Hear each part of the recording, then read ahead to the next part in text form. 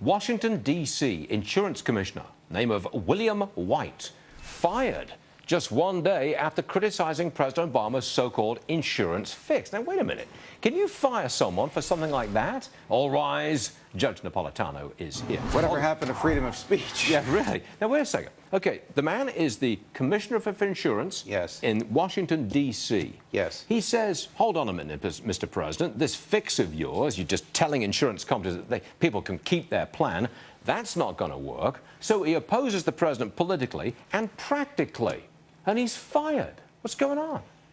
Well, you know, he has a job, which is a political appointment, and which is subject to the whim and happiness of the person that appointed him. So the person that appointed him, who's the mayor of the District of Columbia, decided he didn't want this guy on his team. Perhaps not so much because of the words, but because the words manifested a sentiment inconsistent with the mayor's management of his administration. So this is one of the rare instances in which you could be punished by the government because of the words you articulated when you agree to accept a job subject to your conformity to a certain set of standards. Now, the standards will be whatever the mayor wants, I support, even if it's objectively absurd. But in Washington State, important, Washington State, the insurance commissioner there said, no, you can't go back to the plan that you liked. Not going to have it. But he's still around. I mean, he's not fired. Well, the Commissioner of Insurance in the state of Washington made a very prudent observation, which is that the president can't change the laws of economics, and the president can't change the law of the land. No one can change the laws of economics, and only the Congress can change the law of the land. So the Commissioner of Insurance is correct. He just has a governor who's more willing to accept sound thinking rather than political correctness. But he did change the law, didn't he? I mean, he abandoned, for 1 year, the employer mandate. Isn't that a change in the law? In black and white, it says the employer mandate starts January the 1st, 2014. But he doesn't have the authority to do it. But he did nobody's going to challenge him for it. For him to have said what he said last Thursday, which is, yeah, if you have that policy, you can keep it. A, is absurd because millions of people have already lost them.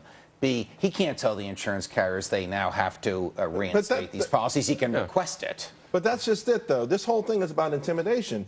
And even when he spoke, the tone of that press conference was, all right, I'll make the insurance companies not only reinstate them, but also become proxy, de facto salesman of my plan. I want him to let you know how great these new plans are. I mean, can he force the insurance companies to be salesmen for Obamacare?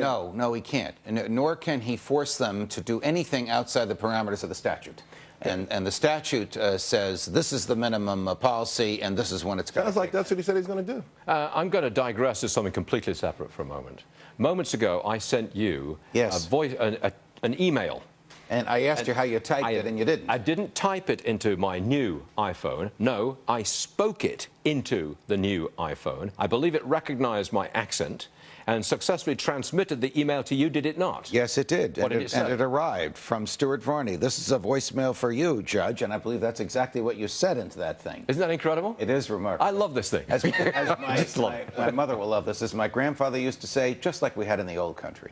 Well, I went through a traumatic weekend.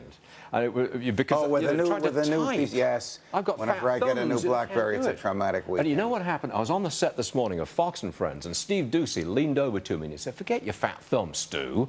Just speak into it. Press that little button, speak into it, and it will be transmitted. And lo and behold, it worked. Did you have some period of acclamation where it recognized the unique way in which you speak the English language? The period of acclamation was my fury over the weekend at this gadget, which I now have to take. But I love it. I love it.